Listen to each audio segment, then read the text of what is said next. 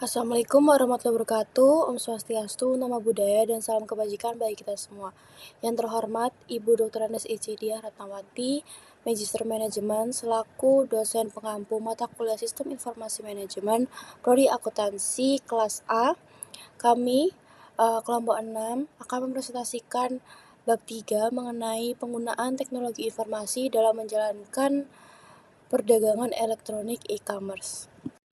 Izinkan kami akan memperkenalkan anggota kelompok kami. Yang pertama, Eka Widianti dengan NPM akhir 085, Vila Wahidatul NPM akhir 086, Wahyu Kristianto NPM akhir 087, Felisa Vega NPM akhir 114, Aisyah Megawati NPM akhir 322, dan saya Malisa Kurnia Maulidia dengan NPM akhir 120, Ryan Mubarak dengan NPM akhir 104. Oke, pada kesempatan kali ini saya akan menjelaskan mengenai subbab perdagangan elektronik atau yang bisa disebut e-commerce. Jadi kita tahu dulu kalau e-commerce ini adalah jual beli atau transaksi bisnis yang dilakukan lewat internet. Yang biasa kita temui yaitu di aplikasi kadang Shopee, Tokopedia, TikTok Shop, dan lain-lain. Jadi kita membeli barang di suatu platform digital seperti itu. Bukan hanya itu aja, biasanya sebuah perusahaan akan membeli bahan baku lewat sistem online. Itu juga e-commerce. Kadang-kala orang itu membedakan kalau transaksi masih dalam perusahaan yang sama, itu disebut aja e-commerce padahal bukan. Kalau transaksi masih di dalam perusahaan yang sama, itu disebut bisnis elektronik. Nah, kalau sudah lintas perusahaan, baru itu disebut e-commerce. Tapi kebanyakan orang itu menganggap keduanya itu sama. Lalu kita akan masuk ke dalam jenis-jenis e-commerce yang di luar perusahaan. Ada dua jenis utama. Yang pertama ada B2B, yang kedua adalah B2C. B2B sendiri itu merupakan bisnis to bisnis atau perusahaan untuk perusahaan. Nah, ini transaksi antar perusahaan. Contohnya, pabrik beli bahan baku dari supplier. Kayak gitu. Lalu ada B2C, yaitu business to customer atau perusahaan ke pelanggan. Ini transaksi antar perusahaan dan konsumen langsung. Yang biasanya kalian beli waktu membeli sepatu nih di marketplace kayak gitu. Bedanya, kalau B2B ini transaksinya lebih sedikit tapi nilainya begitu besar. Biasanya kan perusahaan kalau pesan itu ribuan unit sekaligus seperti itu. Kalau B2C ini transaksinya banyak tapi nilainya lebih kecil per orang gitu. Selain itu, B2C itu juga lebih simpelnya karena konsumen itu biasa mungkin tidak paham teknologi. Kalau B2B itu biasanya dipakai orang yang sudah paham sistem atau proses bisnisnya. Lalu ada manfaat e-commerce. Perusahaan pakai e-commerce itu supaya organisasinya mereka lebih baik. Manfaat utamanya itu ada 3. Yang pertama adalah pelayanan pelanggan jadi lebih baik. Lalu kedua ada hubungan dengan supplier atau investor jadi lebih lancar. Yang ketiga memberikan nilai tambah bagi pemegang saham. Seperti itu. Yang keempat, ada kendala e-commerce. Tadi sudah ada manfaat, sekarang ada kendala. Setiap e-commerce itu mempunyai kendala. Kenapa dulu kok banyak perusahaan ragu memakai e-commerce? Nah, karena yang pertama ada biayanya mahal. Terus yang kedua takut masalah keamanan. Yang ketiga softwarenya belum matang, gak sematang sekarang. Tapi seiring berkembangnya teknologi, biaya itu semakin turun karena biasanya ya sekarang komputer itu harganya lebih murah, relatif murah dan semakin canggih. Terus sistem keamanan itu makin kuat kayak gitu. Jadi hambatannya itu berkurang. Lalu ada jalan menuju e-commerce. Apa nih? Kalau perusahaan itu mau pakai e-commerce, mereka itu harus meyakinkan dari beberapa poin ini. Yang pertama, yakin dulu bahwa manfaatnya itu lebih besar dari biayanya. Apakah kita memakai e-commerce ini akan profit atau enggak? Kayak gitu. Perusahaan itu akan harus memikirkan hal itu. Yang kedua, ada punya strategi bisnis yang jelas. Kalau hanya mengandalkan e-commerce dan menjual produknya hanya begitu saja, mereka akan tidak berhasil. Jadi mereka harus mempunyai strategi yang jelas. Yang ketiga, ada punya sistem informasi yang kuat. Dan yang terakhir, ada paham lingkungan bisnisnya, seperti itu. Jadi implementasi e-commerce ini bukan hanya hal kecil, namun butuh perencanaan yang serius, kayak gitu. Untuk next selanjutnya akan dijelaskan oleh rekan saya. Selanjutnya saya akan menjelaskan intelijensi bisnis atau mesin pencairan.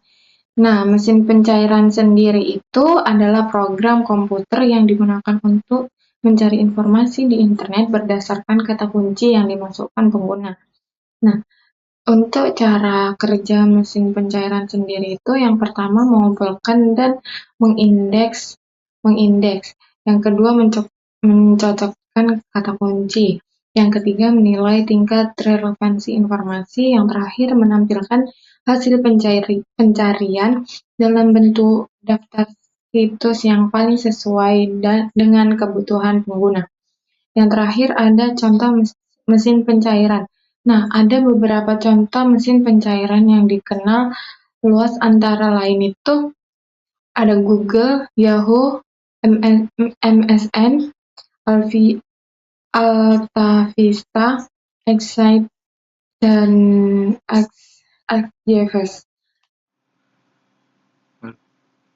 Assalamualaikum warahmatullahi wabarakatuh. Perkenalkan, nama saya Ryan Mubarak dengan MPM terakhir 104, kelas Sistem Informasi Manajemen kelas A, kelompok 6. Di sini saya akan melanjutkan presentasi materi dari kelompok saya mengenai menggunakan teknologi informasi dalam menjalankan perdagangan elektronik atau e-commerce. Langsung saja materi yang akan saya jelaskan yaitu mengenai strategi e-commerce dan sistem interorganisasional. Nah, dalam strategi e-commerce ini pasti terdapat saja permasalahan yang timbul dari pelaku bisnis dalam menjalankan strategi tersebut. Maka dari teori sistem informasi manajemen terdapat sistem interorganisasional yang di mana salah satu teori yang dapat mencapai upaya dalam perselisihan antar mitra, di mana sistem organisasi ini sistemnya itu pada saat pertukaran data antar mitra. Nah, ada pula manfaat IOS di mana terdapat dua. Pertama, efisiensi komparatif.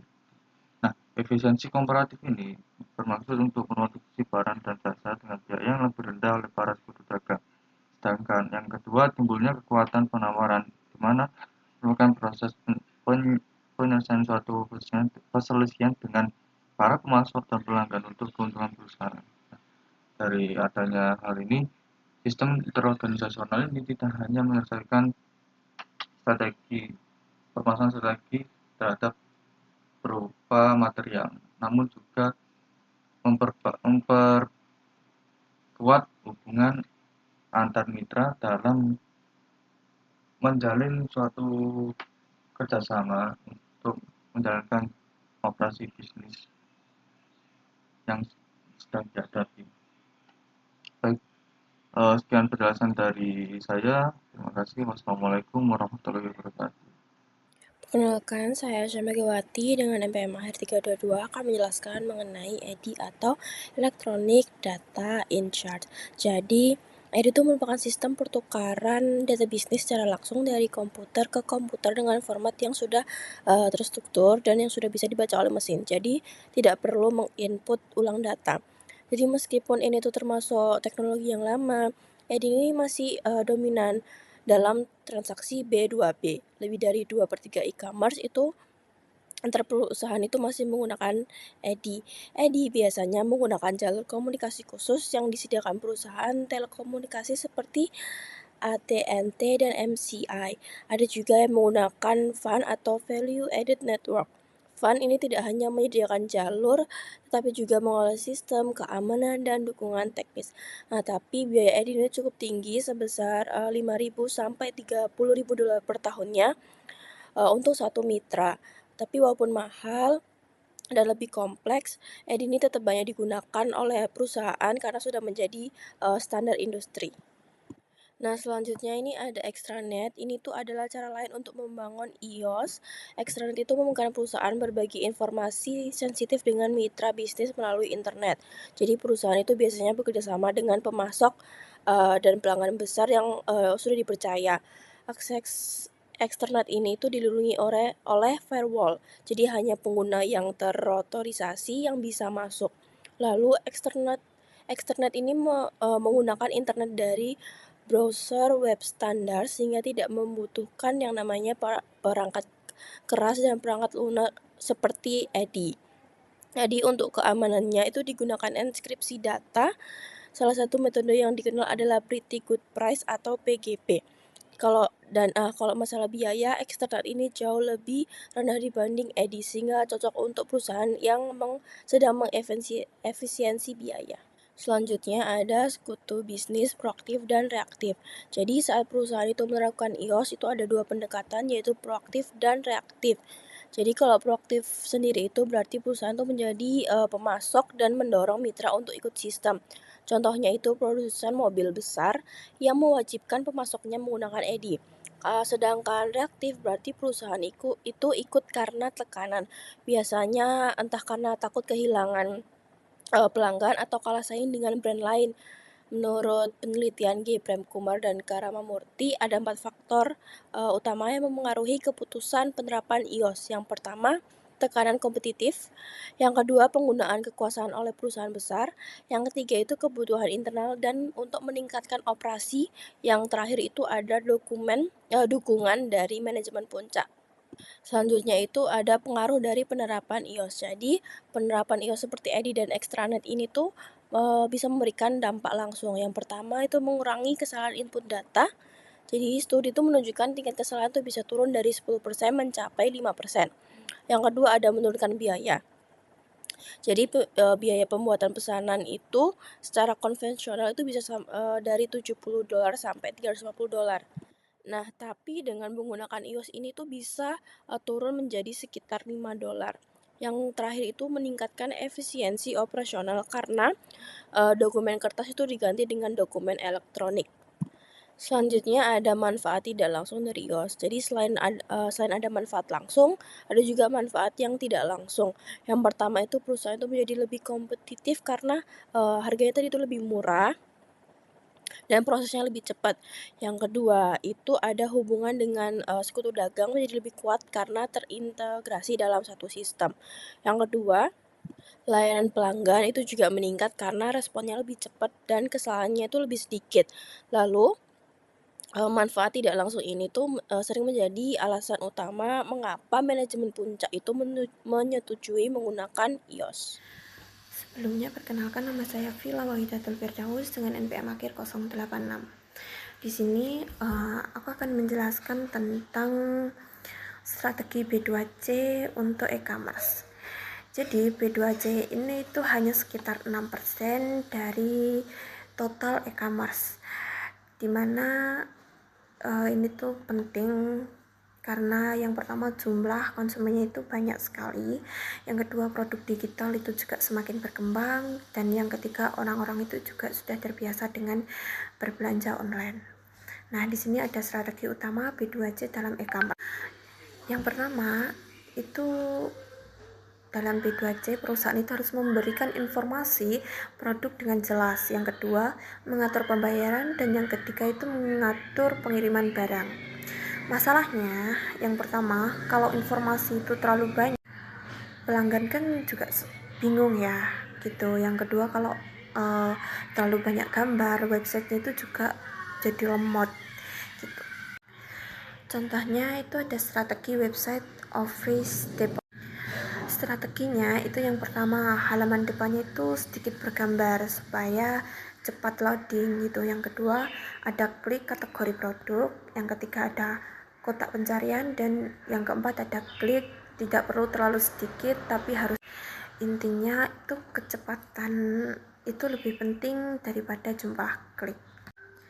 Selain itu ada juga nah yang selanjutnya itu kan ada informasi produk yang lengkap.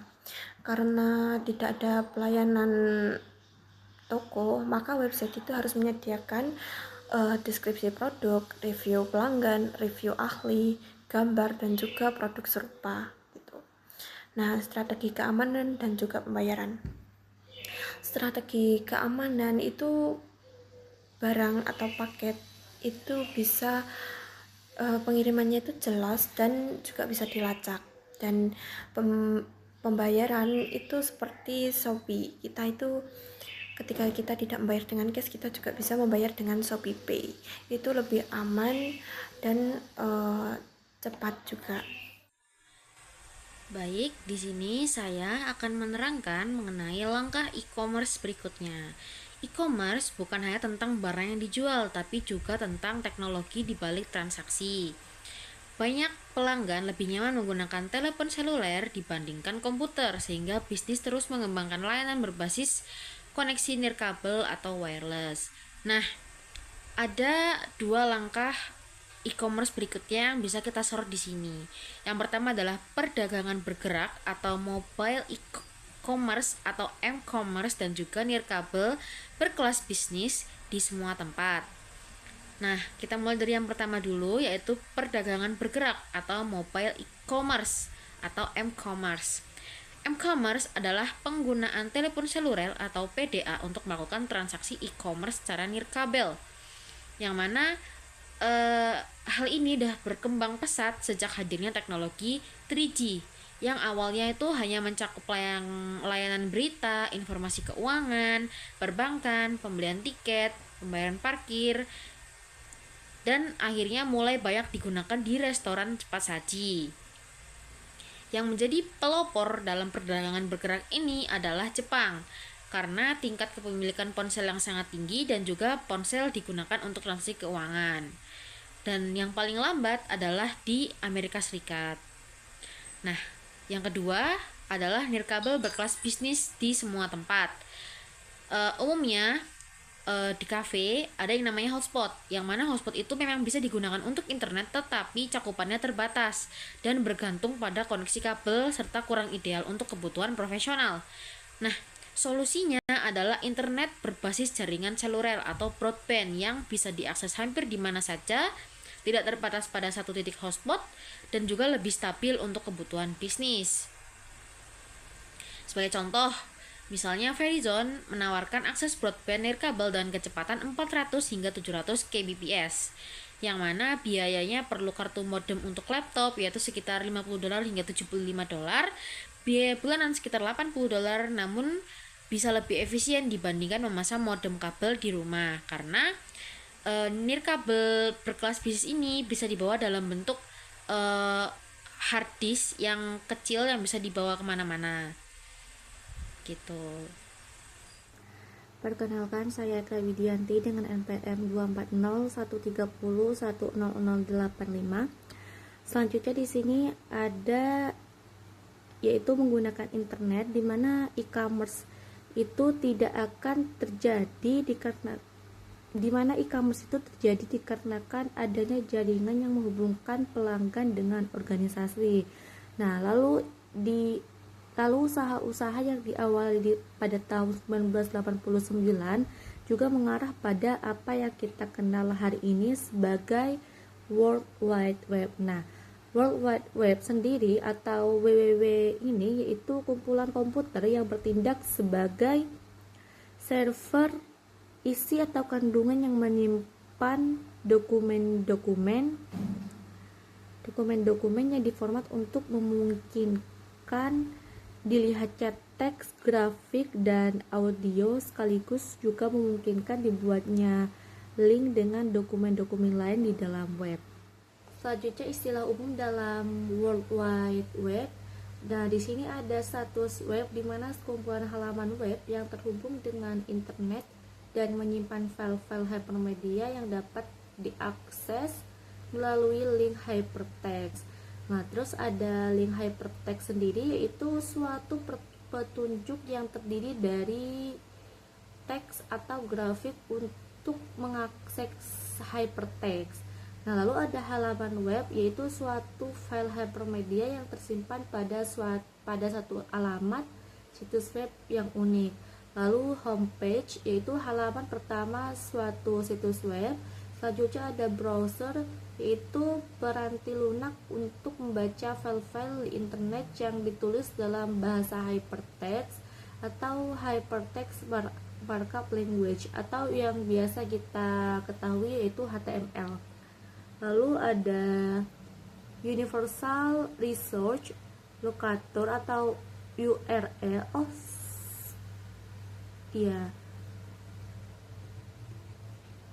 Atau URL, yaitu alamat unik suatu situs web. Lalu selanjutnya ada protokol, di mana sekumpulan standar yang mengatur komunikasi data.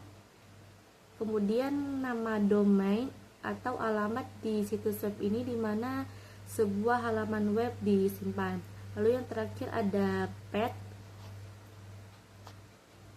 Ada path, yaitu suatu direktori atau subdirectory dan file tertentu di situs web. Sekian dari kelompok saya. Terima kasih atas perhatiannya. Assalamualaikum warahmatullahi wabarakatuh.